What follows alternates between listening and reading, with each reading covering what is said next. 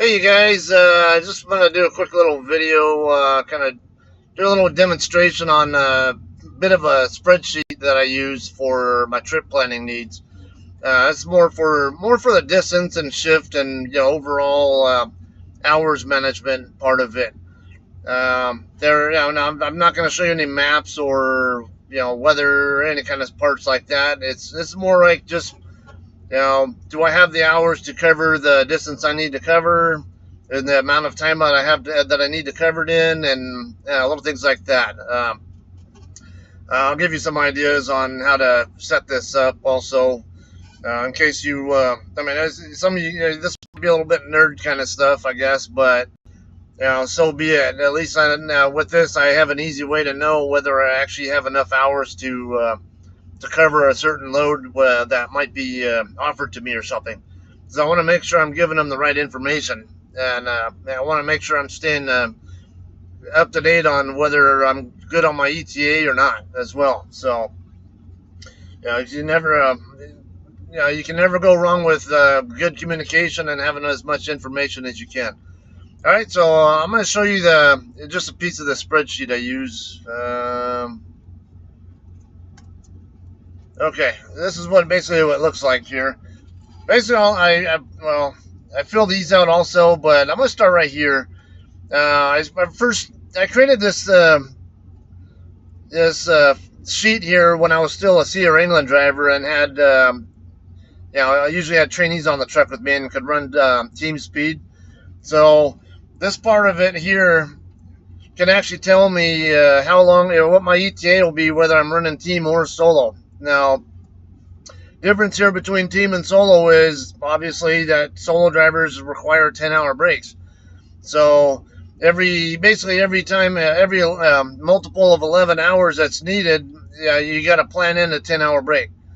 So team drivers, what it does is, if I have it set to team, it doesn't add in the 10-hour breaks, and it just goes basically the raw speed on there, and it gives an ETA without breaks in there. But me being a solo driver now with JCT, I gotta factor in these breaks, and they're a little bit, it's easy to figure out how many hours I need to cover a certain route, but as far as where my recaps fit in, and what day I get what hours back, or if I factor in the 10-hour breaks that I need to factor in, it's a little bit trickier. I mean, I can still do most of it, usually all of them in my head, but a lot of you guys that might not be so great at the math part, or might need a little help getting off the ground with this. So I'm going to show you here. Basically, now I'm in Big Springs, Nebraska right now at the Flying J. My load is going to the Walmart in Sparks, Nevada. I am currently 1,083 miles away from my receiver. I'm getting ready to start my shift here in a few. Okay, it's June 4th, and I'm going by my receiver's time, which is it's coming up on. It's actually just after noon right now, in Nevada time. So I'm gonna put their time now. It's 1300 or 1 p.m. here at the moment on locally, or 1400 where I picked up from. But my biggest concern here is, what time is it where I am going to, not where I'm at now. So I have it set to 12 o'clock. Now, you notice it's in a decimal point format. What I do is I go by quarters of an hour. So, and I don't use the normal time because it's harder for Excel or for you to formulate the ETA calculation if you have it in the normal time format. So what I do is I put it into, if you will, a dollars and cents type of format, where every 15 minutes is a quarter of an hour, and every quarter, obviously, just like in dollars and cents, is 25 cents. So current time being 12 noon, then I would put just 12, because there are no quarters of an hour. But if let's just say if it were 14:30 as the actual time that I was gonna be leaving here, in California time, then I would put 14.50 or 14.5, whichever, or 14.25 would be 2:15 p.m. So just remember that every 15 minutes, because it's a different standard here. I mean, when it comes to minutes and hours, you only get 60 minutes in an hour. But in terms of decimal, it's base 100 or base 10. So you got to switch your numbering standard to one that works with that. Okay, my planned trip speed is going to be about 60 miles an hour. In reality, I'll probably run a little bit faster than that because I still have, it's mostly flat between here and Wyoming. Maybe a slight uphill as I get towards Sydney and closer to Wyoming, but I don't expect that to slow me down at all. And then most of Wyoming won't slow me down at all unless it's weather related. A couple of small areas might be a problem. I mean, it might get me below 60, but I shouldn't have any problems running a 60 mile an hour average pace. And that includes my on-duty not driving time, which is my pre-trip, post-trip, and any fuel I need to get as well. Okay, so that's part of my planned trip speed. It's not just how fast my truck can run and what speed I plan to run the truck at. I got to factor in the time spent burning up on-duty time when I'm not actually moving the truck too. All right, so my destination, my appointment is on the 6th at 2:30 in the morning. And these all calculate automatically. This is telling me that I'm going to need 18 hours of duty time to get there. And I'm going to need one more 10-hour break along the way, obviously. Which will, if you add in one 10-hour break, that's 28 total hours. So what it's doing is adding a day and 4 hours, or 28 hours to the, whatever it came up with. And the raw hours there is 40. So it's 1,600 basically. But and it's just kind of this process that I use. Basically, the ETA on the date. Basically, I divide this number by 24, and that tells me how many days from today's date I advance my ETA by. And then what's left over that's below 24 is what my actual ETA is going to be. Okay, now as a lease operator, I also need to buy fuel, pay for my own fuel, but I don't want to buy any more fuel than I really need to buy for this particular trip. Good example, today is Tuesday, and the load is due Thursday morning, so it's all about a guarantee that this is going to be the last load on this particular settlement period. I don't want to buy more fuel to get me to Sparks than I absolutely need to, because the more fuel I buy, the more it's going to come out of my next paycheck. Now, let's just say now, looking right here, my total trip length, which I started at the Walmart DC in Moberly, Missouri, and I picked up in at the Tyson plant in Council Bluffs, Iowa. Okay, now I divide by 6.5 miles per gallon, just as a ballpark, just to make sure I have enough to cover it. Okay, now 265 gallons is what the formula is telling me I need to buy along the way. Okay, I already bought 180 gallons earlier at a Casey's store along US 36, not long after I left my last drop. So this is telling me I have 85 more gallons I need to buy. I need to plan on buying along the way to make sure I can get there without running out of fuel. So I'll go ahead and stop somewhere. Possibly, I don't know if I might stop at the Pilot in Laramie, or there's an Akal Travel Center not too far from Laramie that I also will sometimes stop at.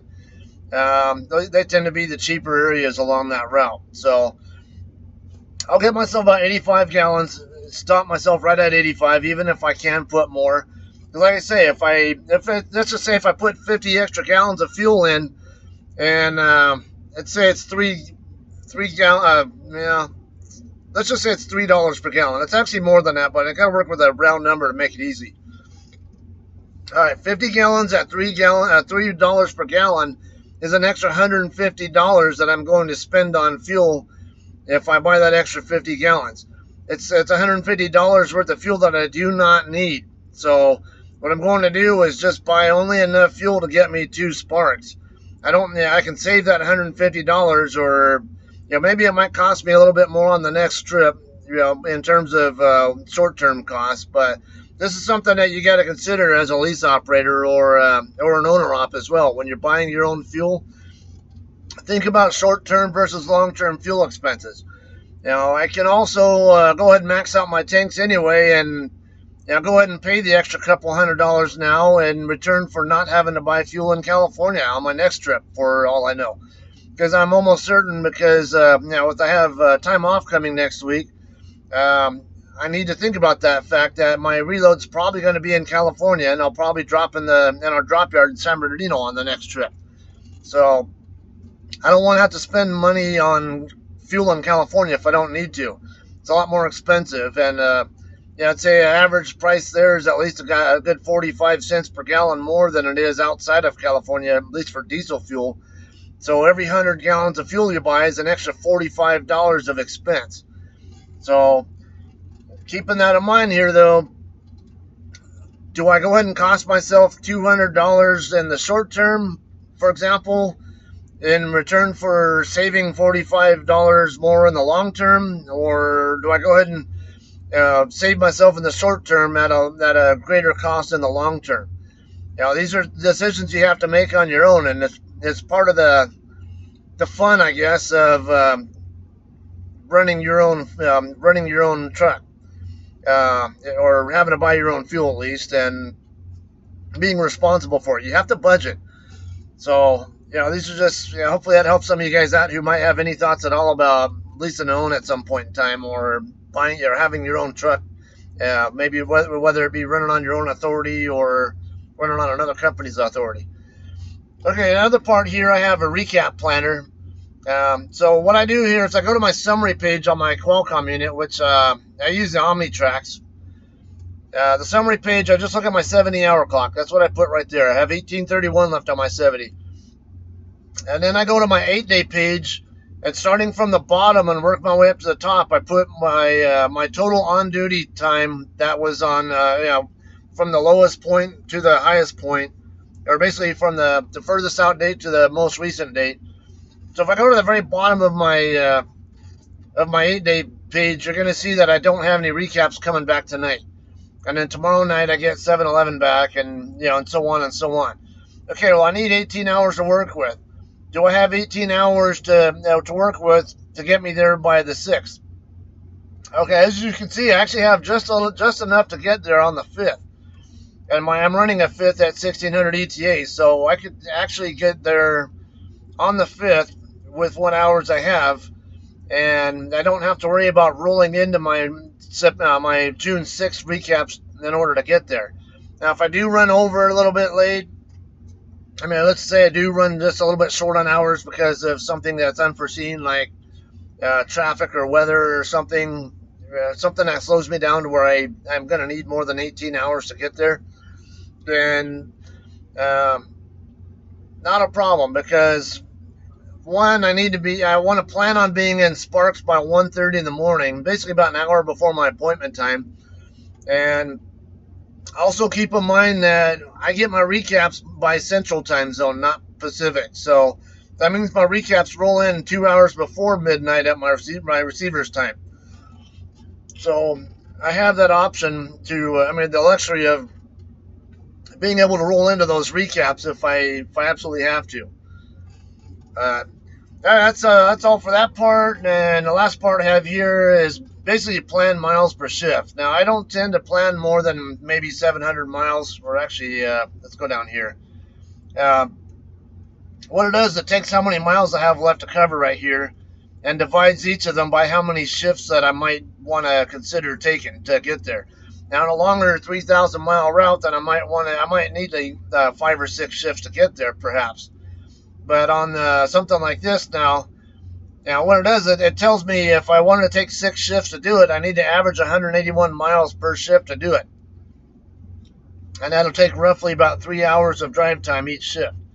Or if I do 5 shifts, it's 216, a little over 216 and a half miles per shift, or a little more than 3.5 hours per shift as far as drive time, and so on. Now, when the miles come out to more than 700, I think it is, I have it set up to black out. I I can run over 700, but not by very much, and it does depend on where I'm actually at. If I'm spending time in California, you can forget about getting 700 miles. Um, so I just plan on not being able to get 700. If I can, great, but I don't need to. We only need to plan on usually about 600 miles per shift at JCT. They have an expectation that we run a 55 mile an hour pace. So um, if I can outrun that pace, even better. Um, but as you see here, as I'm set up for 60 mile an hour trip time, the fewest shifts I can do that amount to less than 700 miles is 2 shifts, and each shift will be 541 miles. So in other words, when I do this shift here coming up, as soon as I'm done with this, I will need to run at least 540 miles to cover at least half that distance. And that'll leave me in a position where my last shift will also be no more than 541 miles to finish getting there. Uh, pretty easy to do. It's only maybe 8 hours of drive time for me. So yeah, I'll still have well over 2 hours. Should have a good 2 hours left on my drive clock by the time I'm done driving that kind of miles. But anyway, that's all I have on this. Hopefully, this gives you some ideas. If you're not that great with Excel, or if you want to set something up like this, go ahead and leave a comment or message me, whatever, and I can give you some help on this, how to set up your formulas, because it's I know it's not Excel isn't everybody's forte, and then working with math and all that. So this is easy for you to do as another challenge as well. So, all right, that's all. Thanks.